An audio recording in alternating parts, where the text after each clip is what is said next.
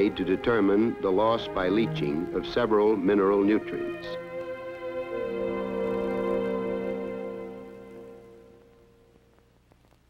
Precise quantitative results were secured, showing that nutrients could be leached from the leaves. Radioisotopes absorbed by the roots and present in the leaves, such as phosphorus, potassium, calcium, and magnesium, show losses of from 2 to 71% after 4 hours of leaching. The isotope technique had enabled us to determine accurately the mineral contribution of any method of application, whether above ground or through soil to the roots, and to evaluate the relative efficiencies of these methods of nutrition. Work in the laboratories and in the greenhouses now needed to be supplemented with work in the field. Field experimentation with plants and crops under actual agricultural conditions also involved the use of radioisotopes for accurate evaluation of results. Gauze soaked in radioactive phosphorus was wrapped around the branches of apple trees. In this way, a 10-fold concentration of nutrient could be applied directly without injury. Application was also made to the skin of developing tomato fruit and found later to have been absorbed into the flesh of the fruit. Dormant fruit trees were sprayed with radioactive tagged nutrients, and radioactivity in later developing buds, leaves, flowers, and fruit was measured. The results obtained in field experimentation compared closely with the results obtained in the greenhouse and in the laboratory, and proved that a variety of crops did benefit from mineral sprays during critical periods in plant development. Dormant sprays were found to supply nutrients when natural conditions hinder or prevent root absorption. Foliar sprays on horticultural crops like tomatoes and beans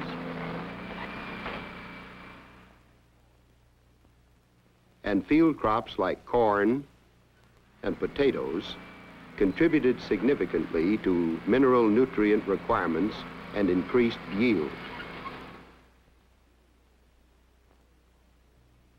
Even with an ample supply of phosphorus in the soil, it was found that a single foliar spray supplied 2 to 3% of the total phosphorus required for fruit development, and as much as 10 to 15% from 4 sprays, with resultant increase in growth and yield.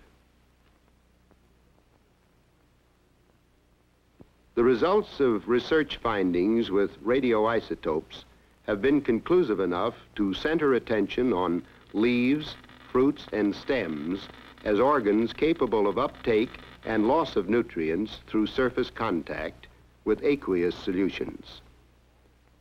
Chemical industries are supplying all soluble concentrated nutrients, liquid or dry, on a commercial scale.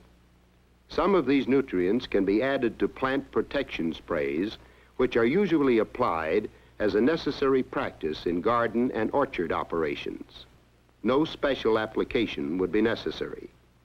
Many modern agricultural practices, overhead irrigation, misting and spraying for pest control, already utilize the application of aqueous solutions to above-ground plant parts. Great advances have been made in agricultural engineering, particularly in developing efficient equipment for nutrient application. These developments, plus the knowledge acquired through radioisotope techniques about the ability of above-ground plant parts to absorb nutrients from sprays, indicate many promising possibilities. By this method, control over nutritional needs can be exercised to a degree never before possible. Black heart of celery is prevented by calcium sprays. Rosette of peaches is corrected by applying zinc solutions. Urea nitrogen in sprays improves the fruit set of apples. Magnesium and nitrogen sprays supplement root absorption in tomatoes during the critical stages of flower and fruit development, when demands are high and root uptake is inadequate.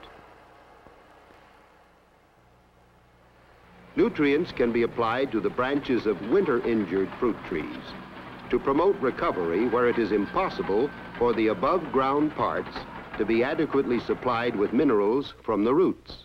It is entirely possible to extend the area of crop production into those regions where growth is at present limited by low temperatures, which limit the uptake of nutrients by the roots alone, and to increase the productivity of those areas significantly. The facts now being revealed by radioisotopes in studies of above-ground absorption of nutrients can be counted on to be of great help in increasing our knowledge of non-root feeding of plants. In fact, experiments have been conducted in which crops of beans have been grown to maturity with no nutrients supplied through the roots whatsoever, all being supplied through the foliage. There is no question that in the future, non-root feeding will assume an ever more important role in plant nutrition and in more efficient production of agricultural crops.